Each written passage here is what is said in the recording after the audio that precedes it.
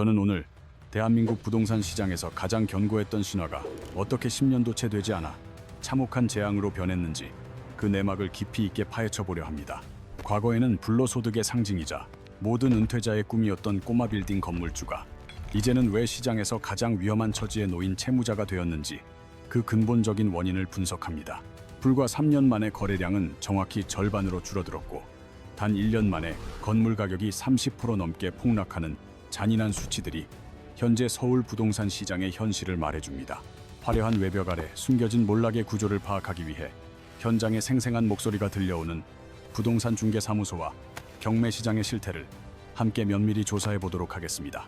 숫자는 이미 추락을 예고하고 있었지만 진짜 파열음은 현장에서 먼저 들려왔으며 강남의 중개사무소들 사이에서는 공포에 가까운 정막이 흐르고 있는 상황입니다. 요즘 강남 일대 중개업소에 발을 들이면 가장 많이 들리는 말은 이제 아무도 안 삽니다 라는 차가운 한마디로 지금 꼬마 빌딩 시장의 절망적인 현실을 그대로 투영합니다. 우리가 흔히 말하는 꼬마 빌딩은 보통 매매가 50억 원에서 100억 원 사이의 소규모 상업용 건물을 의미하며 대개 우리 주변에서 흔히 접할 수 있는 형태입니다.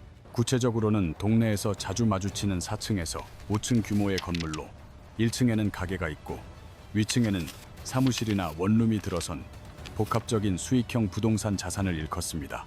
이 자산은 은퇴를 앞둔 고소득 직장인이나 사업을 통해 목돈을 모은 사람들이 안정적인 노후를 보장받기 위해 인생의 마지막 승부수로 가장 많이 매입했던 품목입니다. 건물 하나만 잘 사두면 매달 꼬박꼬박 월세가 들어오고 나중에 더 비싼 값에 팔아 시세 차이까지 챙길 수 있다는 이른바 건물주 공식이 오랫동안 통용되었습니다. 하지만 수십 년간 부의 추월차선으로 여겨졌던 이 황금 공식이 지금은 완전히 깨져버렸으며 실제 거래 통계 수치는 우리 예상보다 훨씬 더 충격적인 결과를 보여줍니다. 서울 지역의 꼬마 빌딩 거래 규모는 2024년 기준 12조 4천억 원으로 집계되었는데 이는 불과 3년 전인 2021년의 22조 원과 비교하면 절반 수준입니다. 시장 규모 자체가 불과 몇 년 사이에 반토막으로 쪼그라들었으며 이는 매물은 계속해서 쏟아져 나오지만 이를 받아줄 매수 문의는 사실상 전무하다는 것을 의미하고 있습니다. 현장 중개사들 사이에서는 올해 들어 단 한 건의 계약도 성사시키지 못한 사무소가 수두룩하다는 탄식이 쏟아지며 가격 하락은 더욱 공포스러운 속도로 진행되고 있습니다. 실제 사례를 보면 서울 서대문구의 한 4층 건물이 2024년 초 80억 원에 거래되었으나 같은 해 말에는 53억 원의 급매로 팔리는 사태가 벌어졌습니다. 단 1년이라는 짧은 시간 동안 자산 가치의 무려 33%가 증발해버린 것이며 이는 일반적인 투자자가 감당할 수 있는 수준의 변동성을 이미 한참 넘어선 것입니다. 특히 해당 건물은 매각 당시 전층이 비어있는 공실 상태였는데 이는 임대 수익이 전혀 없는 상태에서 막대한 보유세와 대출 이자만 지출되고 있었다는 뜻입니다. 성수동이나 홍대 같은 서울의 초인기 상권조차 예외는 아니며 시장에 급매물이 속출하고 경매 시장에서도 주인을 찾지 못해 유찰되는 사례가 눈에 띄게 늘고 있습니다. 과거에는 없어서 못 팔던 건물들이 왜 지금은 아무도 거들떠보지 않는 천덕꾸러기가 되었는지 그 이면에는 부동산 자산의 본질적인 가치 산정 방식의 변화가 자리합니다. 부동산은 결국 누군가가 내 자산을 더 비싼 값에 사줘야 수익이 실현되는데 지금은 그 다음 매수자가 시장에서 완전히 자취를 감추며 거래 절벽이 심화되었습니다. 단순히 경기가 안 좋은 것을 넘어 꼬마 빌딩이 수익을 창출해내는 근본적인 구조 자체가 완전히 무너졌기에 그 누구도 선뜻 매수자로 나서지 않고 있습니다. 매도자들은 대출 원금보다 낮은 가격으로 건물을 팔 수 없는 처지이며 만약 그렇게 판다 해도 남는 것은 오직 감당할 수 없는 빚뿐인 외통수에 걸려 있습니다. 과거 부의 상징이었던 건물주라는 타이틀은 이제 매달 수백만 원의 손해를 감수해야 하는 채무의 족쇄로 변해버린 것이 오늘날 우리가 목격하는 차가운 현실입니다. 부동산 투자의 핵심이자 강력한 무기였던 레버리지는 적은 내 돈으로 큰 자산을 살 수 있게 해주었지만 현재는 오히려 투자자의 목을 죄는 날카로운 칼날이 되었습니다. 가령 20억 원의 자기 자본에 30억 원의 은행 대출을 더해 50억 원짜리 건물을 매입하는 방식은 저금리 시대의 가장 매력적인 자산 증식 수단 중 하나였습니다. 당시에는 50억 원 건물에서 매달 800만 원의 월세가 들어오고 대출 이자가 500만 원 수준이었기에 앉아서도 매달 300만 원의 순수익을 챙길 수 있었습니다. 여기에 더해 몇 년 후 건물 가치가 60억 원으로 오르게 되면 10억 원이라는 막대한 시세 차이까지 챙길 수 있으니 노후 대비용으로 이보다 좋을 수는 없었습니다. 하지만 이 완벽한 공식이 성립하기 위해서는 낮은 금리와 공실 없는 세입자 관리, 그리고 지속적인 부동산 가격 상승이라는 세 가지 조건이 반드시 전제되어야만 합니다. 실제로 2010년대 중후반부터 2021년까지는 기준금리가 1%대까지 떨어지며 대출 이자 부담이 적었고 상권은 자영업자들의 경쟁으로 활기가 넘치던 시기였습니다. 좋은 자리를 선점하기 위해 권리금까지 얹어가며 입점하려는 수요가 줄을 이었기에 건물주는 공실 걱정 없이 해마다 오르는 건물 가치를 흐뭇하게 지켜보기만 하면 됐습니다. 문제는 이토록 견고해 보였던 세 가지 성공 조건이 최근 들어 동시에 무너져 내리면서 상승장에서의 지렛대였던 레버리지가 하락장에서는 손실을 키우는 괴물로 변했다는 사실입니다. 과거의 성공 경험과 공식만을 맹신하고 뒤늦게 시장에 뛰어들었던 많은 은퇴 투자자들이 현재 시장의 구조적 변화를 견디지 못하고 가장 큰 타격을 입고 있습니다. 이제 우리는 구체적인 숫자를 통해 금리라는 변수가 한 개인의 운명을 어떻게 극단적으로 뒤바꾸어 놓았는지 차근차근 계산해보며 그 심각성을 인지해야 합니다. 2021년 당시 한국은행 기준금리는 0.5%에서 0.75% 사이의 초저금리 상태였으며 시중은행의 대출금리 또한 약 2%대를 유지하고 있었습니다. 30억 원을 연 2% 금리로 빌렸을 때 발생하는 연간 이자는 6천만 원이며 이를 월 단위로 환산하면 매달 약 500만 원의 이자 비용이 발생하게 됩니다. 매달 800만 원의 월세 수익이 들어온다고 가정하면 이자를 내고도 300만 원이 남고 세금과 관리비를 제외해도 최소 100만 원 이상의 현금을 손에 켭 수 있었습니다. 그러나 2022년부터 기준금리가 3.5%까지 가파르게 치솟으며 대출금리는 순식간에 5%를 넘어섰고 이는 건물주들에게 감당하기 어려운 재정적 재앙의 시작을 알렸습니다. 동일한 30억 원 대출의 연간 이자가 이제는 1억 5천만 원으로 늘어났으며 매달 지불해야 할 이자만일 250만 원에 달해 월세 수익을 아득히 초과해버렸습니다. 2025년 들어 금리가 다소 내려왔음에도 불구하고 여전히 저금리 시절의 2배 수준을 유지하고 있으며 그 사이 공실은 늘고 월세 수입은 오히려 줄어들었습니다. 결국 아무런 생산적인 활동을 하지 않아도 매달 수백만 원의 적자가 통장에서 자동으로 빠져나가는 구조가 고착화되면서 건물주들의 버티기에도 한계가 찾아오고 있습니다. 일본은 1990년대 버블 붕괴 이후 30년 넘게 제로 금리를 유지하며 수익형 부동산 시장이 최소한으로 버틸 수 있는 환경을 조성해 왔습니다. 하지만 한국은 불과 2년 만에 금리가 3% 이상 급등하며 시장이 적응할 시간도 없이 전례 없는 유동성 절벽에 직면하게 되었습니다.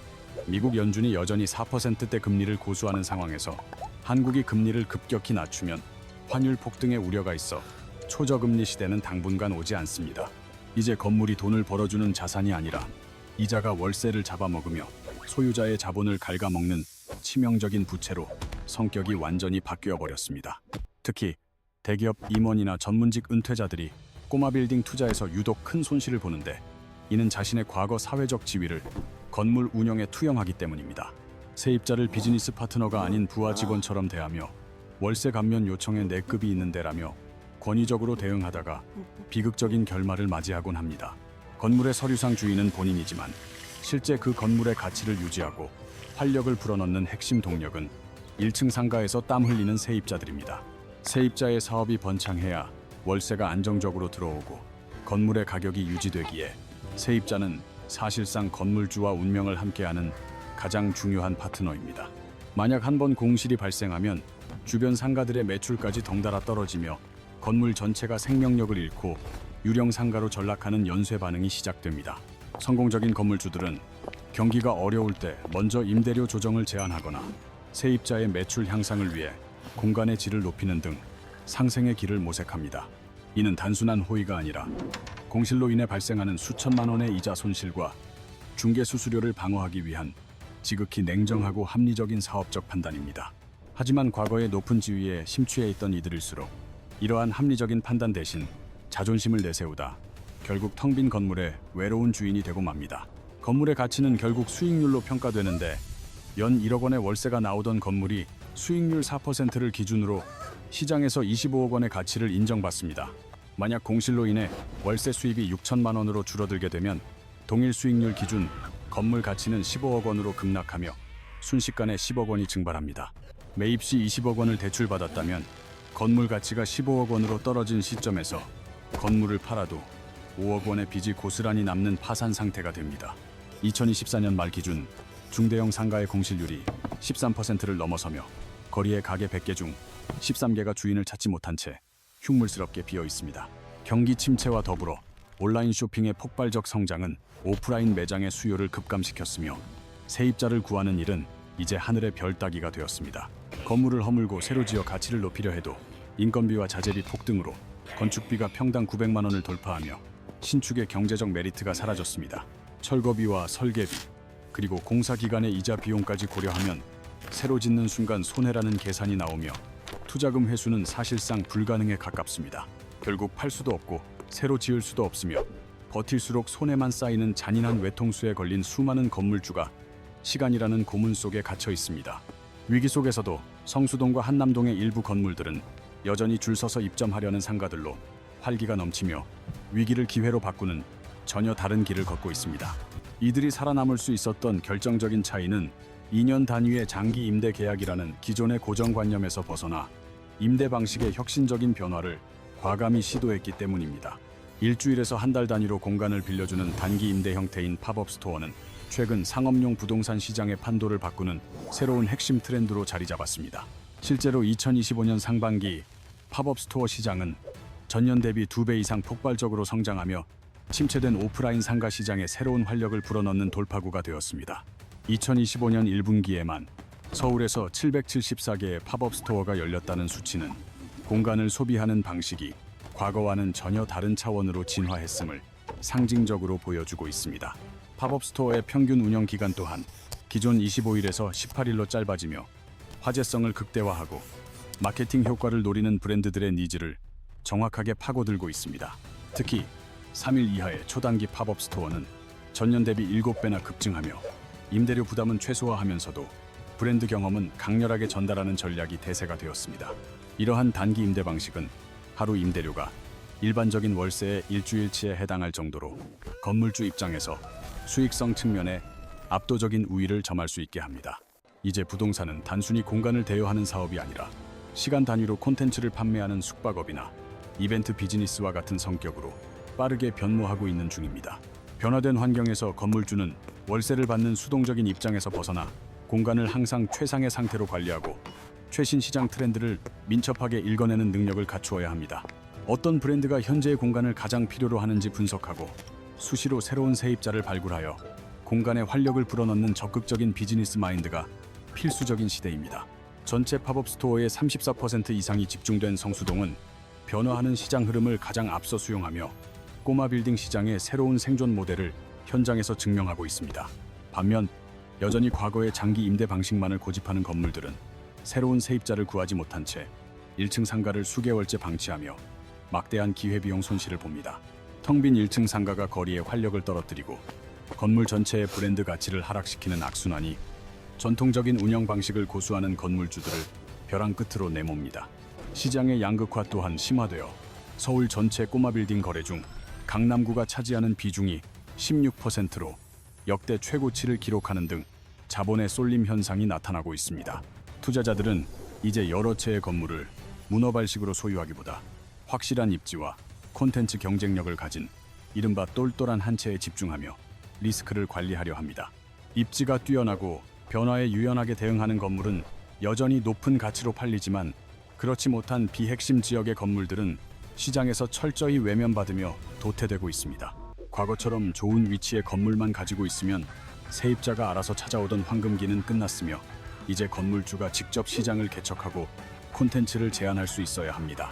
현재 살아남은 건물주들의 가장 큰 공통점은 건물을 단순 소유하는 것을 넘어 직접 비즈니스 운영까지 책임지는 오너 오퍼레이터로의 완벽한 변신에 성공했다는 점입니다.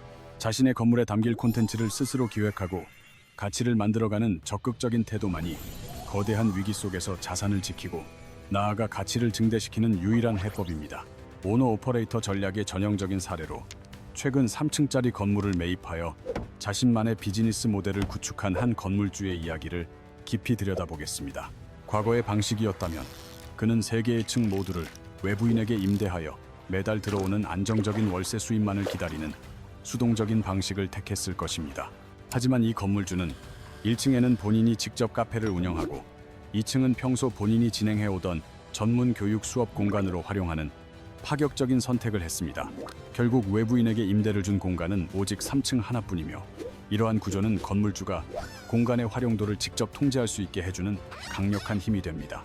이러한 운영 방식이 시장 위기 속에서 강력한 이유는 무엇보다 건물 전체가 비어버리는 치명적인 공실 위험을 획기적으로 낮출 수 있기 때문입니다. 건물주 본인의 사업이 입점한 공간은 물리적으로 공실이 발생할 가능성이 전혀 없기에 건물의 기초 체력을 상시적으로 유지하는 버팀목이 되어줍니다. 또한 단순히 월세를 받는 수준을 넘어 사업 소득과 임대 수익을 동시에 확보함으로써 금리 인상기에도 대출 이자를 감당할 수 있는 현금 흐름을 창출합니다. 설령 카페의 순수익이 예상보다 적더라도 최소한 매달 나가는 은행 대출 이자 정도는 충분히 메꿀 수 있기에 파산의 위협으로부터 자유로울 수 있습니다. 여기서 더 나아가 건물주가 직접 운영하는 사업이 성공을 거두게 되면 이는 곧 해당 건물 전체의 자산 가치를 수직 상승시키는 기폭제가 됩니다. 1층에 자리 잡은 유명 카페가 지역의 핫플레이스가 되면 상층 부인 2층과 3층의 임대료 가치도 덩달아 상승하며 건물 전체의 매력도를 높이게 됩니다. 이제 건물은 단순한 콘크리트 덩어리가 아니라 하나의 독립된 브랜드로서 인식되며 임차인들이 스스로 입점하기를 원하는 동경의 공간으로 변모하게 되는 것입니다. 만약 기존 세입자가 나가더라도 1층의 강력한 집객력 덕분에 해당 건물에 입점하고 싶어하는 대기 수요자들이 줄을 서는 선순환 구조가 만들어집니다. 반대로 자신만의 고유한 콘텐츠가 없는 건물은 단지 빈 껍데기에 불과하며 타인의 소득인 월세에만 전적으로 의존하는 구조는 매우 취약한 위험을 내포합니다. 남이 벌어다주는 돈에만 기대는 방식은 시장의 변동성을 전혀 통제할 수 없게 만들며 세입자가 나가는 순간 건물주는 곧바로 속수무책의 상황에 빠집니다. 공실이 발생하면 대출 이자를 온전히 건물주의 사비로 감당해야 하는데 이는 시간이 갈수록 개인의 재무 상태를 파괴하는 무서운 압박으로 다가옵니다. 세입자들은 옆 건물에서 조금 더 나은 임대 조건이나 혜택이 제시되면 언제든지 미련 없이 떠날 준비가 되어 있는 지극히 유동적인 존재들입니다. 콘텐츠 경쟁력이 없는 건물주에게는 세입자와의 협상에서 우위를 점할 수 있는 그 어떤 카드도 없으며 결국 시장 하락기에 가장 먼저 도태되게 됩니다. 과거에는 입지만 좋으면 건물을 사기만 해도 모든 것이 해결되었고 세입자들이 알아서 찾아와 임대료를 지불하던 이른바 건물주 불패의 시대가 있었습니다. 월세는 매년 자연스럽게 인상되었고 건물값 또한 물가 상승률을 상회하며 자동으로 올라가던 자산 증식의 황금기는 이제 역사의 뒤안길로 사라졌습니다. 이제는 건물을 운영하고 관리할 구체적인 사업적 능력이 없다면 아예 건물을 사지 말라는 것이 현재 대한민국 부동산 시장이 보내는 엄중한 경고입니다. 꼬마 빌딩 시장의 몰락은 단순한 경기 침체의 결과가 아니며 금리 급등으로 인해 기존의 수익 구조가 완전히 파괴된 구조적 변화의 산물입니다. 현재 수많은 건물주가 팔 수도 지을 수도 그렇다고 버틸 수도 없는 가혹한 삼중고에 갇혀 매달 막대한 손실을 감당하는 외통수에 걸려 있습니다. 하지만 이 혼돈의 시기에도 새로운 게임의 규칙을 완벽히 이해하고 대응하는 이들은 위기를 기회로 바꾸며 시장에서 살아남고 있습니다. 그들은 단기 임대와 팝업 스토어로 시장 변화에 기민하게 대응하거나 직접 사업을 운영하며 건물의 가치를 스스로 창출해내고 있습니다. 준비 없이 막연한 기대감만으로 뛰어드는 투자는 반드시 실패하며 지금의 시장은 오직 철저히 준비된 자들만이 살아남는 냉혹한 경기장입니다. 노후 대책이라는 명분으로 무리하게 자산을 투자했다가는 평생 모은 전 재산을 한순간에 잃게 될 수 있다는 사실을 우리는 뼈아프게 인식해야 합니다.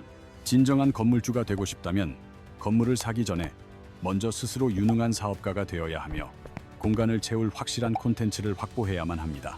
남이 벌어다주는 돈인 임대 수익에만 모든 것을 기대는 수동적인 방식은 위기 상황에서 당신의 재산을 지켜주지 못함을 명심해야 합니다.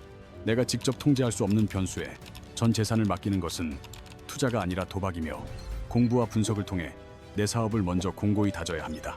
한국 사회에서 오랫동안 조물주 위의 존재로 여겨졌던 건물주 신화는 이제 무너지고 있으며 새로운 시대에는 그에 걸맞은 새로운 전략이 필요합니다.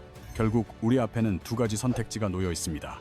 빚에 짓눌려 몰락하는 채무자가 될 것인가 아니면 직접 가치를 만드는 사업가가 될 것인가입니다. 정답은 이미 정해져 있지만 이를 실행에 옮기지 못하고 준비되지 않은 채 감행하는 투자가 불러올 결말은 참혹한 몰락뿐입니다. 오늘 우리는 금리 3%포인트의 차이가 어떻게 수십억 원의 자산을 빚더미로 바꾸어 놓는지 그 비극적이고 잔인한 현실을 숫자로 확인했습니다. 또한 과거의 높은 사회적 지위에 함몰된 급의 착각이 유능했던 엘리트 은퇴자들을 어떻게 가장 먼저 쓰러뜨리는지도 면밀히 살펴보았습니다. 반면 위기를 뚫고 살아남은 이들은 권위를 내려놓고 세입자와 상생하며 능동적으로 시장을 개척하는 유연한 사고방식을 갖추고 있었습니다. 견고했던 부동산 불패 신화가 흔들리고 있다는 사실은 우리에게 큰 충격을 주지만 이는 동시에 부동산 시장의 본질을 다시 보게 하는 계기가 됩니다. 철저히 준비된 사람에게 현재의 위기는 오히려 저평가된 우량 자산을 확보하여 더 큰 도약을 이룰 수 있는 일생일대의 기회가 될 것입니다. 그러나 여전히 과거의 공식만 믿고 변화를 거부하는 이들에게 지금의 시장은 탈출구가 보이지 않는 더욱 깊은 수렁이 될 가능성이 높습니다. 다음 영상에서는 위기 속에서도 건물 가치를 2배로 올린 실제 오너 오퍼레이터들의 구체적인 사업 전략과 숫자들을 낱낱이 파헤쳐 보겠습니다. 생생한 경제 분석을 통해 흔들리지 않는 자산 관리의 기준을 세우고 싶다면 지금 바로 구독과 좋아요로 저희와 함께 해주시기 바랍니다.